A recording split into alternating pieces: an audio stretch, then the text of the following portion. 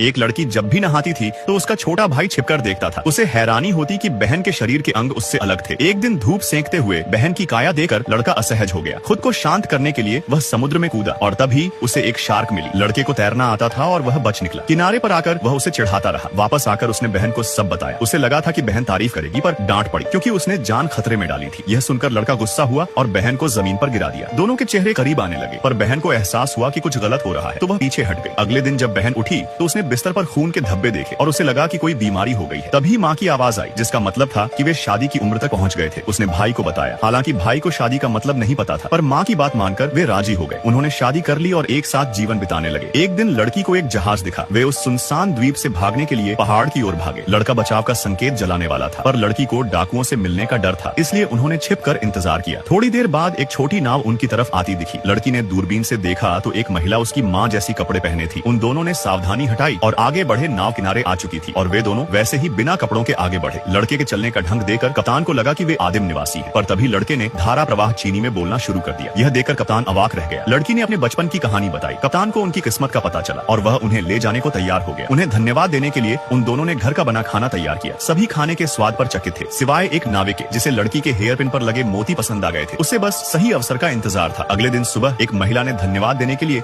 उन्हें एक एक अच्छे कपड़े दिए। लड़का कपड़े पहनने के बाद कप्तान की बेटी को बहुत पसंद आ गया। उसने नाचना सिखाने के बहाने लड़के के साथ शारीरिक संपर्क बनाया। लड़की यह देखकर गुस्से में झोपड़ी से बाहर चली गई। लड़के ने उसका पीछा करने की सोची, पर वह उस महिला को छोड़ना नहीं चाहता था। इसके बाद लड़के का स्वभाव बदल गया। वह लड़की की भावनाओं की परवाह नहीं करता था और लड़की के सामने उस महिला की सुंदरता की तारीफ भी करने लगा। हालांकि लड़की बहुत दुखी थी, पर वह लड़के को उस महिला के हाथों जाने नहीं देना चाहती थी। इसलिए ध्यान आकर्षित करने के लिए उसने भी मेकअप किया और अपने बालों को ठीक कर लिया। उसे लगा था कि लड़का उसे देखेगा, पर उसे सिर्फ मजाक मिला। लड़की अकेली नदी में अपना मेकअप धोने चली गई, पर उसे नहीं पता था कि नाविक उस पर नजर रखे हुए था। जब लड़की किनारे आई तो नाविक ने उसे रास्ते में रोक लिया। वह जोर से मदद के लिए चिल्लाई, पर आसपास कोई नहीं था। लड़का उस समय नाव में उस महिला के साथ बात कर रहा था। भागना ही एकमात्र रास्ता था, पर वह नाविक से तेज नहीं दौड़ पाई और उसे तुरंत पकड़ लिया गया। इसके बाद वह उसे कमरे में ले गया और मोती ढूंढ लिया। पहले तो उसे लगा कि वह सिर्फ पैसे के लिए आया है, पर उसने लड़की के साथ कुछ और भी करने की सोची। पर तभी लड़का अचानक अंदर आया। उसने नाविक को रोकने की कोशिश की, पर कमजोर होने के कारण वह जमीन पर गिर गया। नाविक ट्रिगर दबाने ही वाला था कि तभी लड़की ने मदद की, जिससे गोली सिर्फ लड़के के कंधे पर लगी। फिर भी नाविक ने उसे जमीन पर दबा दिया। वह उसे मारने ही वाला था। तभी दूसरे नाविक वहां पहुंचे और उसे धक्का देकर हटा दिया। लड़के की जान बच गई, पर नाविक गुस्से में आ चुका था। लड़का जान बचाने के लिए भागा और नाविक भी उसके पीछे भागा। वह समुद्र में कूद गया। गुस्साया हुआ नाविक भी उसके पीछे कूदा, पर उसे नहीं पता था कि वह लड़के के जाल में फंस गया है। देखते ही देखते लड़का किनारे पर आ गया, पर वह नाविक इतना भाग्यशाली नहीं था और उसे सीधे शार्क ने निगल लिया। इस घटना के बाद उन दोनों ने सभ्य समाज में लौटने का विचार छोड़ दिया। उन्होंने वहीं रुकर देहाती जीवन जीने का फैसला किया।